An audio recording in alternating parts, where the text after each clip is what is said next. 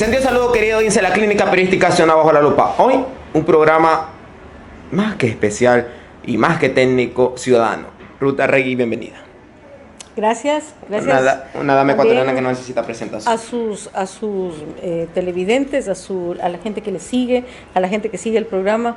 Programa además muy interesante, le digo, y necesario, porque finalmente necesitamos expresarnos los ciudadanos, ¿no es cierto?, a través de un canal que sea, un medio me refiero, que sea independiente, ¿no es cierto?, que oriente también a la ciudadanía, que informe de manera independiente. Y usted en una función pública como la superintendencia de banco no necesariamente dejó de ser ciudadano. No, pues por eso le digo, para nosotros los ciudadanos, porque yo soy superintendente coyunturalmente y usted lo sabe. Es decir, esto dura exactamente un suspiro. Lo que hay que hacer es mucho trabajo. Eso sí le puedo decir, bastante trabajo. ¿Cómo le recibo Guayaquil? Bien, muy bien. Además, muy entusiasmada porque en la mañana estuvimos con la alcalde de Guayaquil, que es una mujer espectacular desde el punto de vista de cuánto trayectoria tiene ella, pero cuánto trabajo ha hecho, porque permanentemente ha estado en actividad, ya sea desde la asamblea, desde la diputación, ya sea desde el mismo consejo cantonal, y ahora que es alcalde y que tiene una energía tan grande, ¿no? Y además tiene mucha iniciativa, tiene gente que colabora con ella, también muy buena gente que colabora con ella. Entonces, hemos tenido esta oportunidad de sumarnos junto con la academia. Está la UES con nosotros también en este convenio que hemos suscrito en la mañana, que es un convenio importante desde el punto de vista de que acerca este concepto que de alguna manera a veces se ha vuelto medio abstracto, que es la educación financiera, hacia la ciudadanía.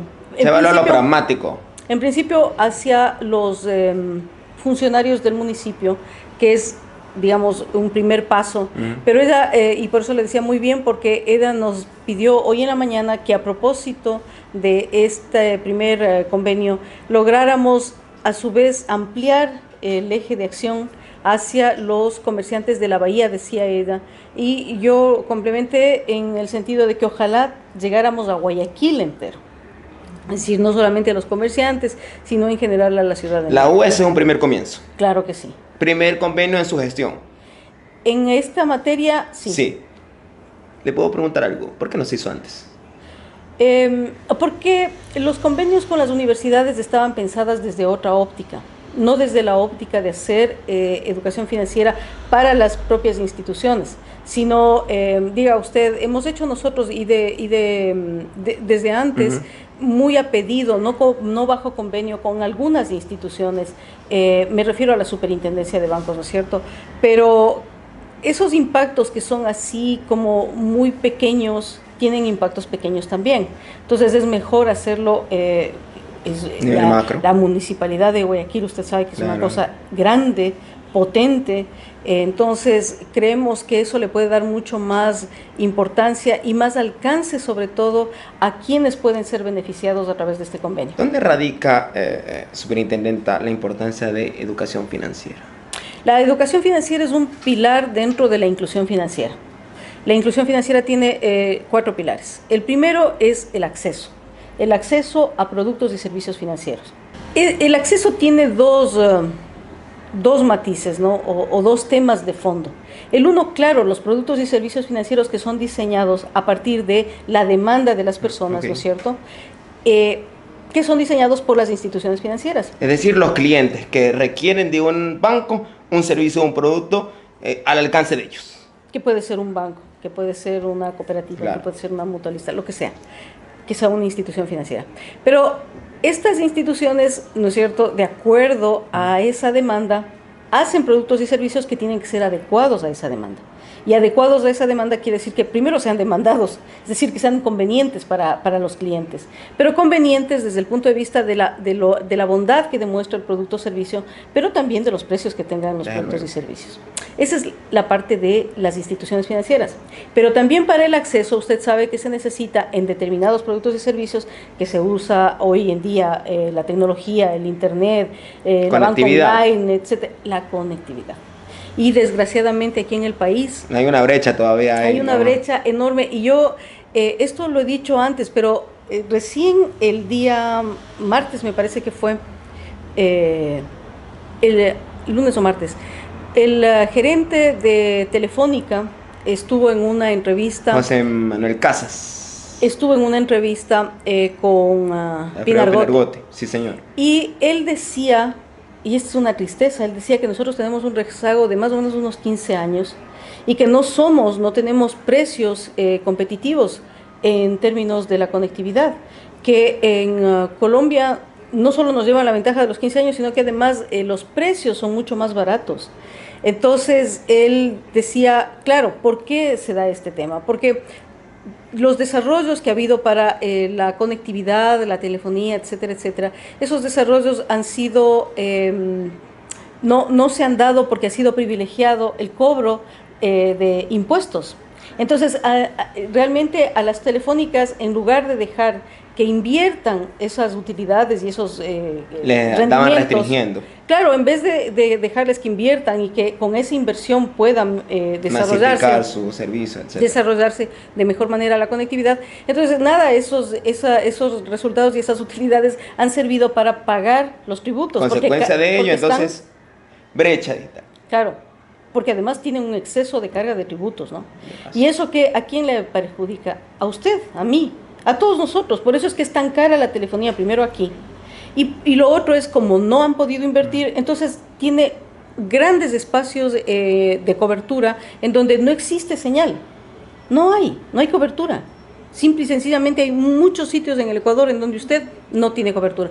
¿Qué significa eso? Significa que entonces cuando usted accede a esos productos y servicios, si no tiene el acceso, entonces usted tiene que, por fuerza, ir a buscar físicamente a la institución. No puede hacer usted las operaciones como ahora existe a través de las apps, en teléfonos, en iPhones, en tablets, en computador. No lo puede hacer. Usted por fuerza tiene que ir físicamente o al cajero automático o físicamente a la sucursal, a la oficina. ¿Eso qué significa para usted? Implica tiempo, implica esfuerzo físico y demás, ¿no? Y hasta costos, pues. Costos. Y hasta porque costos. Eventualmente le toca... Claro. El traslado, alguien tiene que pagar el traslado. Si usted no coge un taxi y va en su carro, tiene que pagar la gasolina. Entonces, o el desgaste del carro. Pero lo que le digo es, eso sería fácilmente solucionable si realmente la cobertura fuera extendida, fuera al nivel de todo el país. Y eso lograría además que las personas entonces sí se incluyeran, ¿no es cierto? Porque parte de la exclusión de servicios financieros tiene que ver con esa cobertura, es decir, con ese acceso. El otro problema es el uso. ¿Por qué? Porque desgraciadamente para que las personas hagan un uso adecuado de los productos y servicios, necesitan de alguna manera o educación financiera o las habilidades y las capacidades para poder hacer el uso de esos productos. ¿De qué viene esa educación financiera, superintendenta? ¿De los bancos, del aparato público, del aparato privado? De todos. Es transversal. La educación financiera es un tema transversal. En la OCDE, fíjese que desde hace más de 30 años... vienen clamando sobre eso. Han incorporado progresivamente en los países de la OCDE, miembros de la OCDE, han ido incorporando programas de educación financiera, pero que atienden a los distintos targets, a los distintos mercados objetivos. Quienes... Obviamente, primero empezando por una especie de educación financiera a nivel de adultos, porque era producto de las crisis que mucho de esto afloró, de la falta de competencia de las personas de usar y de manejar, de entender cuáles son los productos y servicios financieros.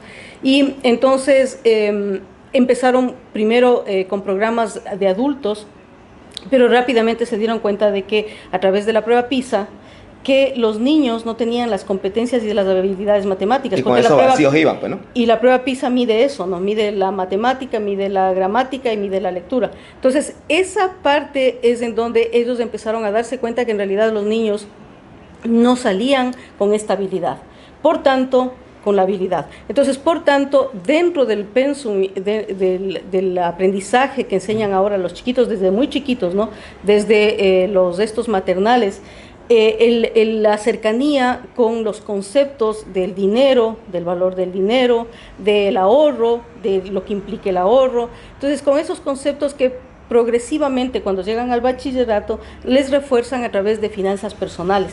por ejemplo, materias que tienen que ver con que son siempre optativas, pero que desarrollan estas destrezas y estas habilidades en los chicos y que, claro, les hacen además ser competentes para tomar decisiones a la hora de hacer las inversiones. Y entonces con eso también usted entiende la versatilidad y la utilidad del mercado financiero, de la industria bancaria. Aprovecharlo de mejor manera. Y puede aprovechar de mejor manera y usted también puede hacer un mejor aprovechamiento de sus propios recursos. El paradigma de la inclusión financiera a nivel regional, ¿cómo está la situación y cómo Ecuador se enmarca dentro de esa situación? En términos de la OCDE, ¿qué otra cosa se encontró que era importante? Que las propias instituciones hicieran estos procesos de educación financiera. Que tuvieran bancos, programas, instituciones financieras todas, perfecto. Ya, que tuvieran programas de educación financiera para sus clientes, para sus socios, en el caso de las cooperativas, etcétera, etcétera. Incluso en el Ecuador nosotros tenemos una norma que les exige a las instituciones financieras que hagan educación financiera. Entonces, usted ya tiene ahí todos estos actores alrededor de los cuales yo le digo que todos somos, porque es transversal la educación financiera, porque tiene que ver entonces con la currícula o los contenidos que les da usted en las escuelas, en los colegios, después en las universidades. Luego tiene una autoridad de control que obliga a que sean las instituciones financieras las que dan esos programas. Lo que no hemos logrado hasta ahora es de vuelta evaluar la retroalimentación de aquello. Perfecto. En ese trabajito estamos actualmente. ¿Podrían los bancos mismos medir aquello y en lo posterior pues mirar y devolver a ustedes esas cifras para mirar, actuar por excepción? Porque digo yo, si lo hace la superintendencia de bancos, entonces dejo que el que está mandado, en este caso en instituciones financieras, a emitir esos programas, como que no se embarca totalmente en ese trabajo que prácticamente es obligación de ellos, digo yo. Ahí viene justo la experiencia que usted tiene y que es parte del cuarto pilar. El cuarto pilar es la protección de los usuarios de servicios financieros. Esa protección se da, digamos, en la teoría. En principio se supone que es la institución financiera, claro, la que tiene que resolver, ¿no es cierto?, los problemas que genera con sus clientes. Luego, si la institución financiera no los resuelve, entonces está la superintendencia a través de una ventanilla de protección a usuarios de servicios financieros, y si no se resuelve, no se ventila en ese espacio, entonces correspondería al defensor del cliente o al defensor del pueblo, o a esta otra instancia, ¿no es cierto? Muy bien. Debería, entonces, este defensor del cliente que está hoy, de acuerdo a nuestro marco legal en el Ecuador... 2008. Sí, cuando en 2008 sí, entró el defensor sí, del cliente, antes no había. Pero está nombrado, seleccionado por la superintendencia de bancos. Correcto, con las reformas al Código Monetario y Financiero. Exacto. Entonces, como él tiene esta función de protección, entonces creemos nosotros que a él hay que asignarle unos roles un poco más activos. Porque si no, entonces tenemos a un defensor que a lo mejor... Pasivo. Exactamente, ¿ve? ¿Ve la experiencia suya lo que hace? Entonces, ¿qué sucede? Que ese a su vez puede ser el que ayude en este tipo de evaluaciones, sobre todo de los programas, claro, del alcance que tienen esos programas de educación financiera. Pero a través de la norma también, señora superintendenta, le sugiero, y ya que usted está aquí aprovechándole, sin duda alguna pasándole los comentarios de la audiencia, que también entre las entrevistas que sabían que le iba a hacer ahora a usted hoy, me pasaron ideas, también brindarle el acompañamiento al defensor del cliente institucional. Y le digo porque hay ciertas entidades controladas que abusan de ese, entre comillas, vacío legal de la institucionalidad del defensor del cliente, sea quien sea, y entidad, sea quien sea, pero que manifiestan, no, es que el defensor está en el limbo, no es ni de la superintendencia, no es ni del banco, no es ni del aparato público ni privado.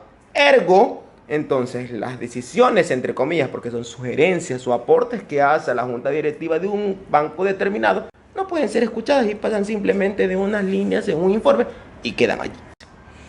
Pienso yo que justamente un rol que tiene la superintendencia de bancos es ese. No nos olvidemos que primero la superintendencia de bancos es un organismo de control. Y es un organismo de control que es parte de la función de transparencia y control social. Y esa función está determinada para defender los derechos de los ciudadanos. sea, ahí tiene una competencia importante la superintendencia. Y en lo que tiene que ver con la estabilidad financiera y la protección de los ahorros del público, también le corresponde. Parte de la protección de los ahorros es precisamente ese. Es precisamente vital, ese, ¿no es cierto? Vital. Claro, y que además exista una atención a los usuarios de servicios financieros que es la que espera el usuario de servicios financieros. Porque no nos olvidemos además que paga para desde luego, para ¿no? esos servicios. Y confía su dinero a alguien más. Por ¿no? eso. Entonces, para que esta maravillosa círculo virtuoso se dé, que es la intermediación financiera, que es la movilización del ahorro, para que esto se dé, entonces tiene que haber efectivamente una confianza en el sistema. Y una confianza no solamente con relación a que uno dice, bueno, las instituciones estas son solventes, son sólidas. Que tiene categoría. Que lo son, ¿no es cierto? Pero más allá de eso es, pero entonces está la atención, cómo retribuye esa confianza que yo tengo en la institución, esa institución, pues. Esa es parte de la protección a los usuarios de servicios financieros. Entonces, por eso sí creo yo, como usted dice, ahí hay que darle un rol un poco más activo, que no ha habido en el pasado, no lo ha visto de esta manera la Superintendencia de Bancos, pero nosotros en esta administración tenemos una clara definición dentro del proceso de reinstitucionalización de la Superintendencia, también esta visión, que es una visión mucho más cercana hacia los ciudadanos, ¿no? Y permítame decirle, creo que, ¿sabe por qué tiene usted esa visión? Porque incluso veo su equipo, todos son mujeres, y brindan armonía a la gente. Le digo por mi mamá, yo no me caso todavía.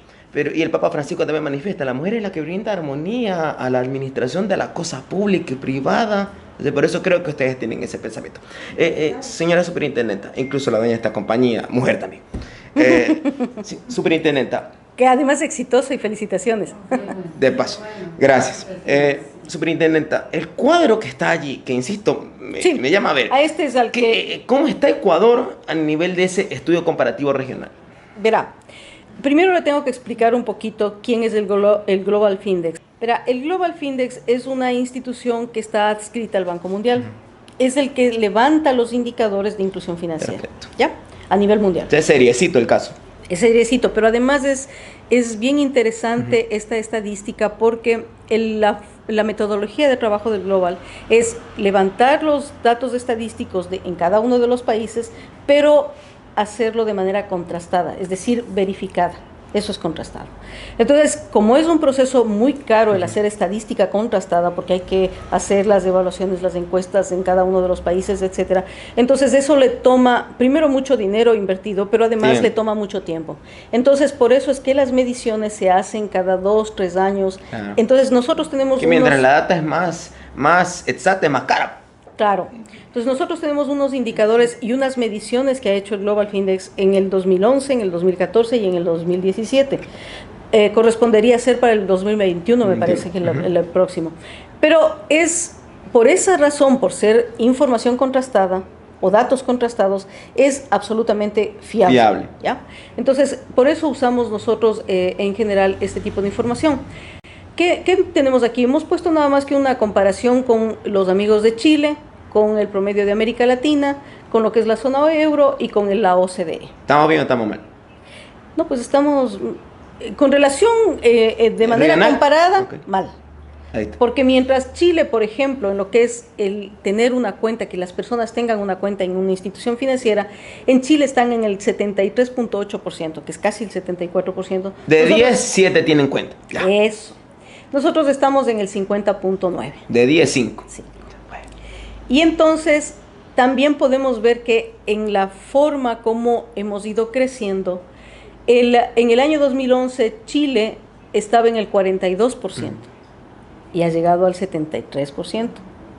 En el Ecuador estábamos en el 37% y apenas hemos logrado llegar al 50%. Es decir, tampoco es que hacemos los deberes de manera adecuada. No solo que estamos mucho más abajo, en la región están en el 54.2%, ¿ya? Entonces, eso en términos de general. Pero si usted quiere medir el acceso que tienen las mujeres a una cuenta en una institución financiera, Chile nuevamente está en el 70.62% y nosotros en el 42.19%. O sea, tenemos un indicador mucho más castigador. Alarmante. En términos de mujeres, ¿no? De mujeres accediendo a una cuenta. Incluso a nivel de lo que es Latinoamérica, Latinoamérica está en el 51.38%. Ese es un indicador. Podríamos ver otro indicador que tiene que ver con las famosas tarjetas de débito. Las tarjetas de débito en Chile, el acceso a tarjeta de débito está en el 59.8%, casi el 60%. Como usted dice, 6 de cada 10. En el caso nuestro estamos en el 28.4%. Es la tarjetita que yo obtengo mis ahorros de mi dinero, perfecto, correcto. Que no es de crédito, claro. Un POS, claro que es la que me ayuda. Actualmente ya funciona casi similar. En mi cuentita, ¿no?, de ahorro, ¿no es cierto? Exactamente. Pero está bajo. Entonces estamos en 3 de cada 10. Sí, 3 de cada 10, bajo. Latinoamérica está en el 41.5. ¿Ya? Si nosotros quisiéramos ver, por ejemplo, si nosotros hacemos ahorro en una institución financiera, ahorro, ya no la cuenta, sino el ahorro.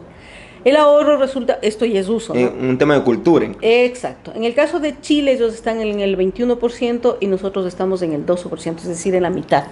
En la mitad.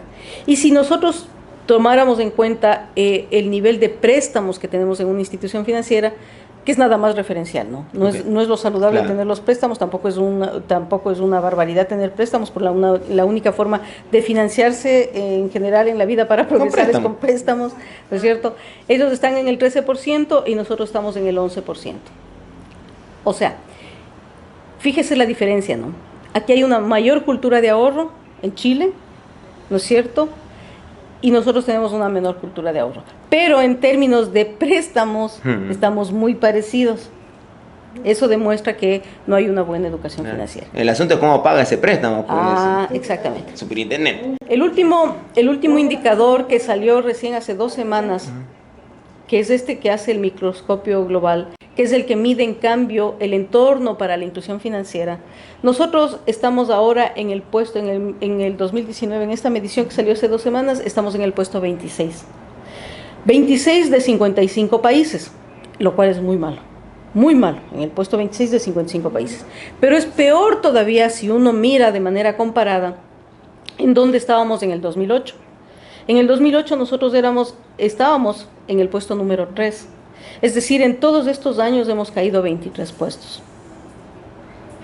Esa es la realidad. El año pasado estábamos en el puesto 25. O sea, encima de todo caímos un puesto más en este año 2019. Y lo triste es también mirarse con relación a los que se supone con los que yo hago relaciones comerciales. Los que están en mi frontera, pues Colombia y Perú. Los vecinos. Los vecinos. Y en relación a los vecinos, Colombia está en la posición 1 y Perú está en la posición 2. Entonces, fíjese lo grave de la situación en términos de inclusión financiera. Y si nosotros hiciéramos una medición, este es un ejercicio que se hizo en algún momento en Chile, reciente, ¿no? Si nosotros hiciéramos una medición para educación financiera, esto es un dato hecho por el M, en donde usted pregunta, suponga que la tasa de interés de su cuenta de ahorros es del 1% al año y la tasa de inflación es del 2%. A usted le pagan en el ahorro un 1% y tiene una inflación del 2%.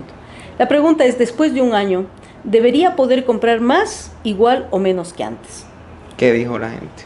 Y la gente, ¿no es cierto?, en el más que hoy, en el igual que hoy, en el menos que hoy, en el no sabe, se hicieron las encuestas a personas que tenían nivel de educación, ningún nivel de educación básica, media, superior, ¿no es cierto? Y aquí ve usted los colorcitos. Fíjese lo terrible de las respuestas, ¿no? O sea, hay incertidumbre ahí, clarito. En el no sabe para un nivel de escolaridad ninguna está bien, pero el no sabe en niveles de escolaridad, por ejemplo, de media o de superior, son terribles. Peor el tener respuestas equivocadas. Eso es lo que pasó. Entonces, ¿qué se encontró? Que solo 1 de cada 10 individuos era capaz de calcular el interés compuesto y conocía los efectos de la inflación en el poder adquisitivo. Y por otra parte hay un desconocimiento generalizado de las funciones de las instituciones en general, ¿no? De las instituciones del mercado bancario, del mercado de valores y de los instrumentos que se utilizan en estas instituciones. Esa es la verdad. Si nosotros tomamos de referencia la CAF junto con la Superintendencia Financiera de Chile, tomó una metodología que hizo la OCDE, la adecuó a la realidad de nuestros países andinos e hizo una encuesta respecto del conocimiento, el comportamiento y la actitud en términos de educación financiera. Y nosotros, de los países que hizo la encuesta, que son los 5, Chile, Bolivia, Colombia, Ecuador y Perú, estamos en la posición número 4. De los 5. Entonces, esa es la realidad. Esta es una encuesta que se hizo en el año 2016. Entonces, ¿qué pasa con el tema, nuevamente, en términos de protección? Las normas para transparencia e información financiera en el Ecuador fueron emitidas en el año 2006. Y ya ahí, en esas normas, parte del tener un énfasis y un enfoque en la revelación de la información tiene que ver, pues, por supuesto, con la protección a los usuarios de servicios financieros. Mientras usted tenga información digna, veraz, ¿no es cierto? Mientras usted tenga una periodicidad respecto de esa información, mientras esa información le diga además los precios, es decir, la tasa de interés, las tarifas que le van a cobrar, etcétera, ¿no es cierto? Mientras usted tenga una seguridad de la confianza, de la reserva respecto de la información, se va a sentir más protegido. Y que no basta con que los bancos solamente le den un tríptico, ¿no? Claro. Porque ahora deben utilizar todos los canales. Y ahí es donde nosotros ya habíamos, en nuestra legislación me refiero, ya habíamos hecho toda esta construcción de esta estructura, de esta infraestructura para lo que es el defensor del cliente, para lo que es la protección de usuarios de servicios financieros y un camino, por tanto, para lo que es la educación financiera.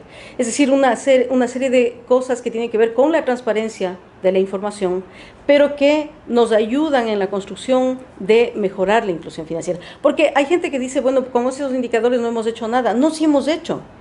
La cuestión es que sí hemos hecho. Las normas de transparencia en el Ecuador, al igual que la formación de burós de información crediticia, las tuvimos nosotros muy tempranamente. Nosotros éramos casi que pioneros en la región.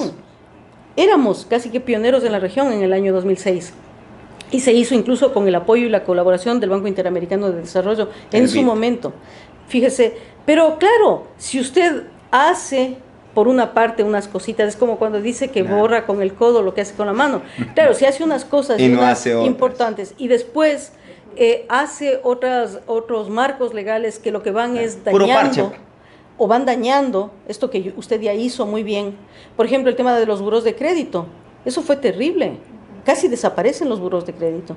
Y los burós de crédito son importantes por varias cosas. Y para la inclusión financiera son importantísimos. Porque primero usted tiene una referencia crediticia.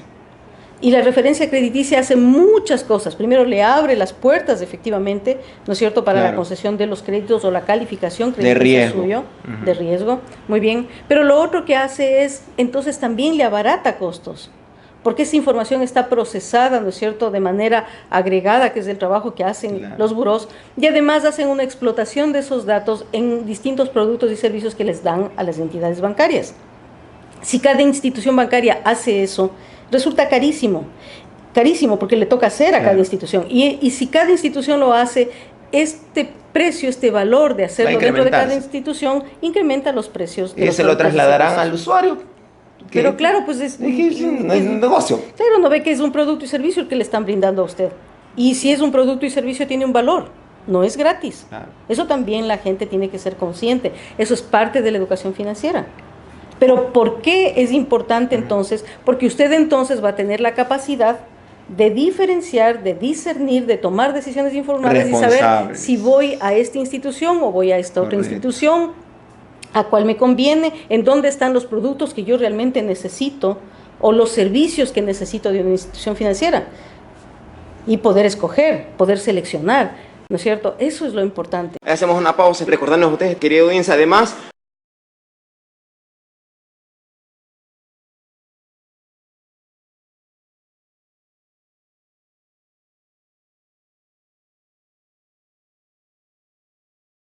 retornando a la entrevista. Proyección superintendente de 2019 con los convenios de educación financiera. Y 2020 ya, porque ya prácticamente 2019 estamos cerrando. Ya, solo quería terminar contándole que también hace 2 semanas salió el último reporte de competitividad global. En la medición del año 2019 nosotros, el Ecuador, nuevamente hemos perdido 4 posiciones. Estábamos en 86, hoy estamos en 90, en la posición número ¿Razones, 90. superintendenta, de eso? Ya hemos conversado varias veces que qué implica la competitividad. La primera cosa importantísima es seguridad jurídica. Reglas del juego. Reglas del juego claras y estables, permanentes, ¿no es cierto?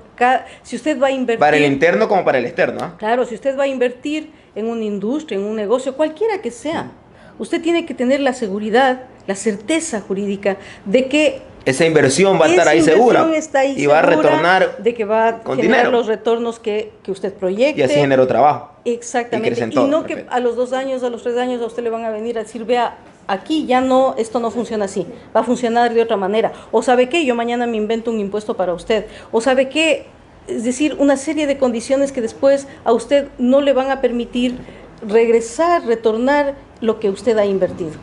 Eso es un primer elemento. Entonces, ¿qué impide, qué obstaculiza el hecho de que venga, por ejemplo, banca extranjera? Ese es un primer elemento grave. Si no tienen seguridad jurídica, no van a venir. No van a venir. Eso es un hecho. ¿Por qué? Porque además no se olvide a usted que cuando el capital internacional va a invertir en otro país, dice usted, vea a qué estándares se remite la norma, ¿no es cierto? Si son estándares internacionales. Entonces, si son estándares internacionales, yo me siento protegido. Que juego en las grandes ligas, que juego en estos mercados enormes, que son los mercados europeos, como el BBVA o el Banco Santander o cualquiera de esos, el Itaú de Brasil, no importa, podemos ponerle el nombre que quiera ponerle, pero yo que juego en las grandes ligas, voy a querer asegurarme que cuando yo vaya a un país X, esos estándares internacionales se aplican. Ese es el punto. Entonces, si no se aplican, no voy a ir a países en donde no se apliquen esos estándares. Entonces, eso sí le quería comentar. En términos de su pregunta sobre los convenios, mire que hemos estado nosotros reactivando algunas cosas que se necesitan para hacer una adecuada supervisión, para proteger a los usuarios de servicios financieros y para mejorar los niveles de educación desde donde podemos en la superintendencia, porque nos encantaría poder hacerlo mucho más, con mayores impactos, más grande, pero tampoco tenemos muchos recursos, acuérdese. Hay que tocar de pronto las puertas de otros actores, exacto, mirando su cooperación por un tema incluso social, ¿eh? Así es. Entonces, ¿qué estamos haciendo? Este convenio firmado hoy es muy importante. Fíjese que el poder juntar la alcaldía, la municipalidad de Guayaquil, que es la ciudad más grande del Ecuador, Guayaquil, que además es una ciudad que mueve, que tiene una actividad económica enorme, porque está el puerto, ¿no es cierto? Y todo lo que ya sabemos.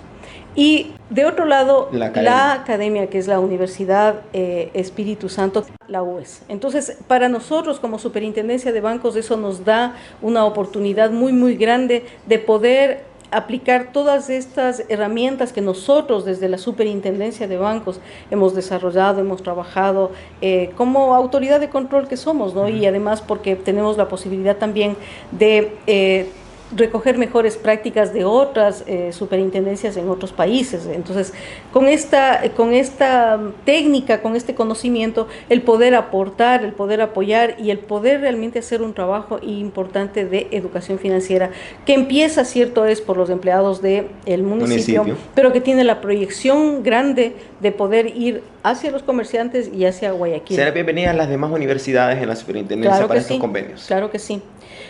Lo que pasa es que antes los convenios que hacía la superintendencia estaban limitados a los convenios de pasantes, tenían otra connotación, ¿ya? Entonces ahora le estamos dando esta fuerza para poder entonces mucho más rápidamente cubrir por lo menos este pilar que tiene que ver, de la inclusión financiera me refiero, que tiene que ver con la educación financiera. Los otros tienen otras connotaciones, lo hacemos como superintendencia, igual importantes, pero lo hacemos a través de norma con las instituciones financieras. Pero este tiene un impacto de sociedad y por eso es tan importante. Nosotros también estamos ahorita suscribiendo convenios o volviendo a suscribir convenios con otras instituciones de control en otros países, porque también queremos el mejorar las capacidades de nuestros supervisores, que vayan a hacer entrenamientos, pero que también nos podamos beneficiar. También intercambio de experiencias. De intercambio de experiencias. Eso es básico, es fundamental. Entonces, en esas tareas hemos estado, son 5 meses que estamos trabajando para la superintendencia. Parece bastante, pero en términos de lo que hemos podido hacer, creo que sí hay por lo menos un giro, una visión, un enfoque diferente, un poco diferente, que debería ser o debió ser el que siempre debió tener la superintendencia. Pero en estos últimos años ha habido una desinstitucionalización en el país entero. Eso lo sabemos. Es decir, en este gobierno que se conoce como un gobierno de transición, ha sido un esfuerzo enorme también para el presidente el reinstitucionalizar, el volver a nombrar autoridades de control, etcétera, etcétera. Arreglar todo lo que tenía que arreglar. Hay que reconocer que ha sido, además que... titánica esa tarea, ¿no? Y el otro día alguien me decía, pero podemos hablar, podemos expresarnos, podemos diferir. Sin resentimiento. Sin que nadie, no, y que lo podamos expresar. Porque había muchos espacios que se cerraron para la expresión y la opinión pública. De lado y lado. Pero. Del lado de allá, que yo no estoy ahora allá, y del lado de acá también. Claro, entonces, por eso, es importantísimo ahora que se puede el potenciar todo lo que sea necesario y lo que se pueda hacer. Claro, decía yo, tenemos una limitación en términos de recursos económicos, pero también tiene que ver con cómo está el país. El país está este rato con un pronóstico de decrecimiento, no solo del Fondo Monetario, sino del Banco Central. El Banco Central también ya lo ha expresado. El próximo año va a ser un año un poco difícil, pero hay que ser optimistas. Pensemos que las cosas mejoren, y en la medida en que mejoren nosotros también vamos a poder mejorar y ser mucho más irradiantes de esta estrategia que tiene que ver con mejorar la educación financiera. Y una vez que mejoremos todos estos pilares que tienen que ver con la inclusión, va a mejorar los indicadores de inclusión financiera. Y además creo que es un tema que está en la retina de ciudadano. Exacto, de la ciudadanía, de la gente, no solamente de la superintendencia. Y eso también es importante. Eso también es importante, porque la gente también tiene que ejercer el derecho, pero empoderarse, pero ejercerlo bien, de manera responsable. Eso es que si le dan una tarjetita de crédito, sabe que ese dinero no es suyo. Y vital, exacto. Y hay que honrarlo. Por eso se llama préstamo, porque es prestado. Eso también tiene que entender. Superintendenta, cuente por favor con la contingente de Bajo la Lupa, cuente con el contingente de quien está hablando para masificar ese trabajo que ustedes están haciendo, que es pro ciudadanía, porque un asunto del control adecuado a la banca en general, y si la banca marcha bien, hay entonces créditos. Y si marcha bien con educación financiera, hay gente honrando esos créditos. Y entonces el dinero gira. Y lo que en economía se conoce como un circuito económico complejo, empieza a girar. Así es. Y si giran, ganan todos. Las empresas, los ciudadanos tienen más dinero, las empresas venden más y el Estado también puede contribuir más. Y la economía crece y el país se desarrolla. Antes de que se vaya superintendenta, porque sé que una agenda en Guayaquil está complicada, su escenario para las reformas a la normativa de crecimiento económico. Nosotros hemos hecho llegar nuestros aportes, porque yo he comentado varias veces. En un primer momento, nosotros presentamos ante la Junta de Política y Regulación Monetaria el 6 de agosto unas observaciones a lo que hoy en día el Código Orgánico Monetario Financiero no permite o adolece, le faltan ciertas herramientas que necesita la Superintendencia de Bancos. Parte de esas observaciones fueron acogidas. Otras no. Otras no, y está bien. Normal. No es problema, es normal, ¿no es cierto? Lo que sí es un problema es cuando aparecen otras iniciativas en el proyecto de ley que nosotros creemos que deberían ser revisadas. Y ahí es donde tuvimos la oportunidad, que nos invitaron a la comisión, estuvimos el 25 de octubre, asistimos. ¿Se mostró ese banco de datos, No, superintendenta? No. Hubiera sido vital. Sí, pero nosotros nos limitamos, porque era en la comisión. Entonces nos Una limitamos más bien comparecencia, a hablar, correcto. claro, en la comparecencia, pero nos limitamos a hablar específicamente del tema de la ley, pues, porque el tiempo, usted sabe que es tan limitado, Claro. y en la comparecencia, entonces hay que aprovecharlo de esa manera. Perfecto. Entonces, y nos pidieron ellos, muy abiertos a recibir nuestros comentarios, nos pidieron que les mandemos por escrito los comentarios. Le Entonces enviaron. nosotros mandamos un oficio y pensamos que ahora que van a presentar el informe para el segundo debate, pudiera ser que hayan recogido, no hay una versión que circule, usted Correcto. sabe, porque recién van Desde luego, a a sesionar. reunirse hoy. Ya Entonces, y también hemos tenido oportunidad de reunirnos con algunos de los asambleístas, ya no de la comisión, sino asambleístas de otras bancadas, ¿cómo se llaman De estos? diferentes tiendas. Sí, pero que son además los voceros, los líderes de los esas líderes de la bancadas. bancada, perfecto. Y entonces con ellos hemos tenido oportunidad de reunirnos, han compartido algunas de las inquietudes que tenemos, si es que es del caso y tienen la oportunidad ya en el plenario, en el segundo debate, De poder expresarlo, bienvenido sea. sería ideal realmente. Si esto no ocurre en el Pleno, ¿confía usted en el veto del presidente? Si Bueno, no se acoge. está esa instancia, ¿no? Habría que ver, claro, está esa instancia. Es decir, ese es el proceso lógico. Ahora, si no se puede, se verá qué es lo ¿Qué es que lo que se ha ocurre? normado. Y por supuesto, si es que todavía no se han incluido algunas de estas herramientas que necesita o mejorar el marco legal, por supuesto que nosotros seguiremos insistiendo ante el corresponsable de la legislación, que son los asambleístas, pues. Ahí ellos tienen una responsabilidad en cuanto a diseñar las arquitecturas institucionales, normativas, legales me refiero, ¿no es cierto?, que son las que, hemos hecho siempre el ejemplo de que son las que trazan la cancha, las que determinan cómo se juega. Esto del fútbol es igualito, es decir, usted tiene ahí unos jugadores que juegan de un lado, del otro lado, usted les dice qué es lo que pueden hacer, qué es lo que no pueden hacer. Es decir, cuando se considera que esto es un foul, cuando se considera que usted está Fuera de juego. actuando además deliberadamente violencia, mal, con violencia, cuando yo le saco a usted, ¿Amarilla o referee, le saco la amarilla, le saco la roja, le saco de la cancha de juego, ¿no es cierto? Es decir, todo Ya saben eso, todo y todos saben. exacto, y todo eso para favorecer ¿qué cosa? Un juego limpio. Superintendenta Ruth de Rey, gracias por comparecer a la clínica periodística Ciudadana Bajo la Lupa y comentar de ciertas posiciones e incluso de ciertos avances que muchas veces no se lo comenta como debería comentarse, a veces por el tiempo, a veces incluso por otros temas que no son menos importantes, pero que también merecen realce, como por ejemplo la educación financiera, la inclusión y la posición de la superintendencia en un ámbito social que es clave. La defensa de los dineros de la gente que ayudan al país, pero también el asumir un rol que demanda de valentía, que demanda también de mucha fuerza, pero sobre todo de conocimiento. El controlar a quienes las personas le fían esos dineros para que también puedan aportar al país. Bendiciones en esa lucha. Gracias. Adelante, siempre bienvenida a Guayaquil y cuando venga la próxima vez, pues pase por Bajo la Lupa. Como siempre será bien atendida. Muchas gracias a Bajo la Lupa.